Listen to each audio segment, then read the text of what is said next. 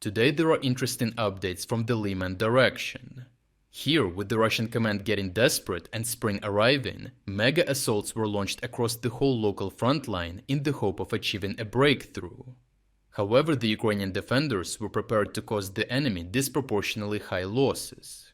Across the entire front line, a clear pattern has emerged over the past weeks, with Russian progress stalling. In response, the Russian High Command has resorted to intensified, large-scale assaults across multiple directions, leading to catastrophic losses. According to Ukrainian officials, just within a matter of 5 days after the Russian spring offensive started, enemy forces suffered over 8,000 killed and severely wounded.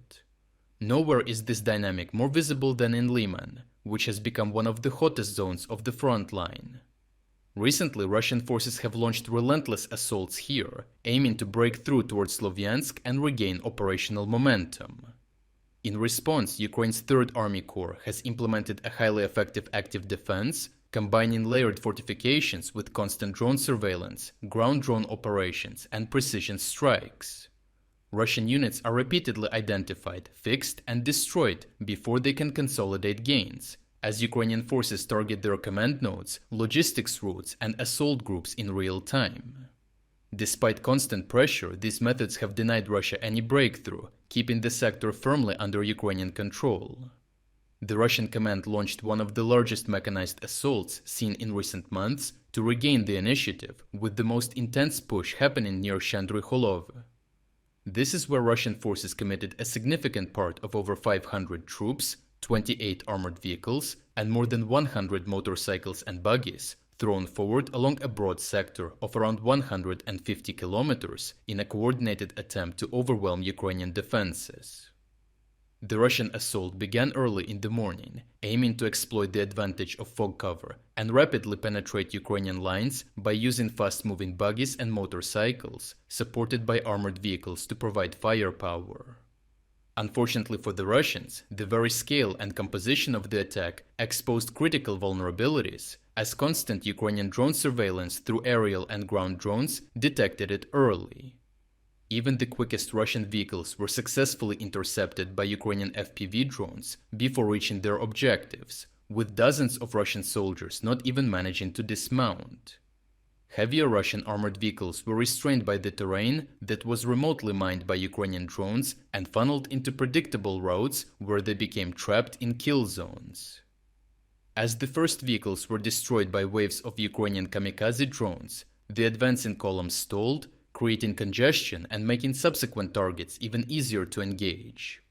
The systematic dismantling of the assault followed, with Russian soldiers abandoning damaged vehicles seeking cover in nearby forested areas, only to be struck by precise Ukrainian artillery fire.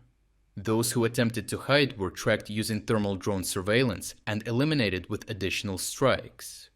Others who tried to retreat back toward their initial routes were intercepted and destroyed by Ukrainian fire.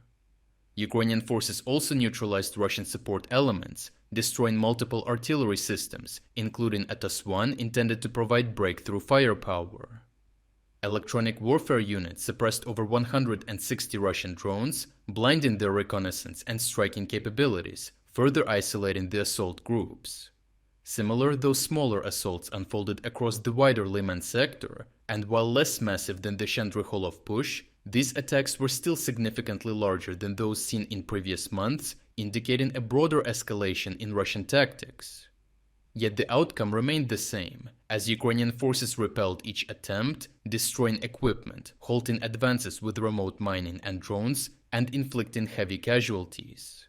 Within hours, the entire offensive collapsed, as Ukrainian defenders destroyed dozens of tanks and armored vehicles, over 80 smaller platforms, and eliminated approximately 405 Russian soldiers, while crucially, not a single Ukrainian position was lost.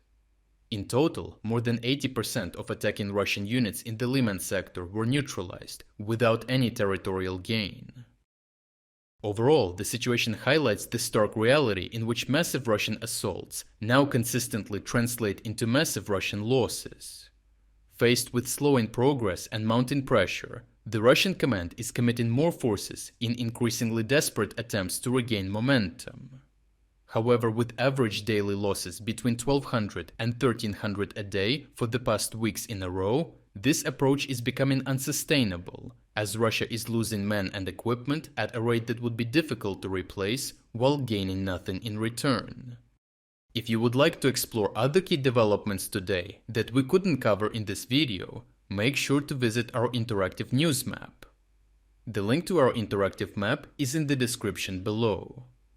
Thank you for watching this update, and a special thanks to everyone already following our interactive map.